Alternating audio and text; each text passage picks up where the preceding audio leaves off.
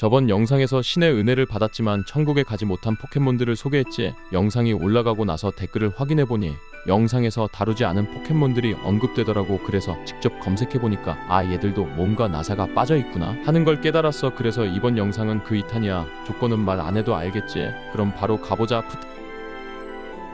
프테라 화석 포켓몬 최초로 등장한 녀석이고 비밀의 호박에서 부활할 수 있는 1세대 화석 포켓몬이야. 공룡 유전자로 부활해서 그런지 스피드 130이라는 압도적인 속도를 자랑하지. 빠른 돌진으로 상대를 압박하는 건 좋은데 문제는 내구와 공격이 빈약해서 결국 아무도 안 쓰고 다시 화석 신세가 돼버렸어. 그러다 어느 날 고대에 힘이 깃든 돌을 만진 건지 메가진화로 다시 부활했어. 몸에 돌 같은 게 박히고 더 사나워진 외형으로.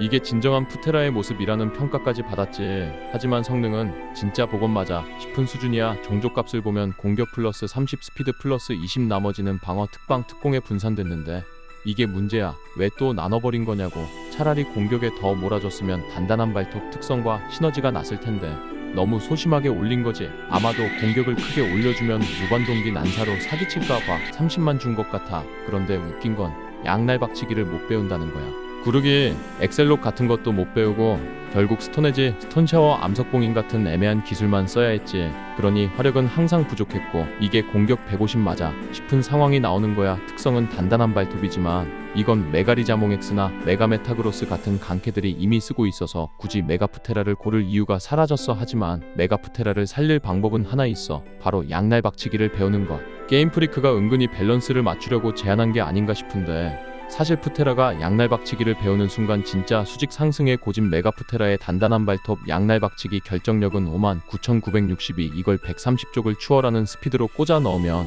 현실로 치면 전투기에 로켓 달고 무반동 난사하는 수준이지. 옆집 한카리아스에게 용의춤을 절대 줄 수 없는 것처럼 프테라에게 양날 박치기를 못 주는 것도 일종의 경고장 같은 거야.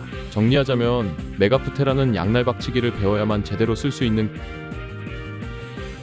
세대에 등장한 포켓몬이자 썬더와 양대 산맥을 이루는 개 포켓몬 헬가. 솔직히 2세대 포켓몬 중에 메가진화를 뭘 줘야 할지 애매해서 얘를 준 것 같기도 하고 썬더가 메가진화를 받으니까 헬가도 주자는 마인드로 준 것 같아. 메가진화를 하면 외형이 완전히 지옥에서 살아 돌아온 개 같은 간지 포스를 풍겨. 하지만 외형과 달리 타입은 여전히 악불꽃이야. 140이라는 높은 특공 덕분에 미친 화력을 보여줄 줄 알았는데 얘는 딱 하나, 특성에서 나사가 빠져있어. 문제의 특성은 선파워. 쾌청 상태일 때 특공이 1.5배가 되지만 동시에 매턴 체력이 깎이는 효과가 있어. 이 때문에 메가헬가의 평가는 크게 떨어졌지. 아니 메가진화를 하면 특성이 바뀌는 게 보통인데 가뭄 같은 날씨 특성도 아니고 하필 선파워라니. 심지어 9세대 코라이도는 나오자마자 쾌청을 깔고 공격이 1.3배 오르는데 메가헬가는 뭐가 되냐는 거야.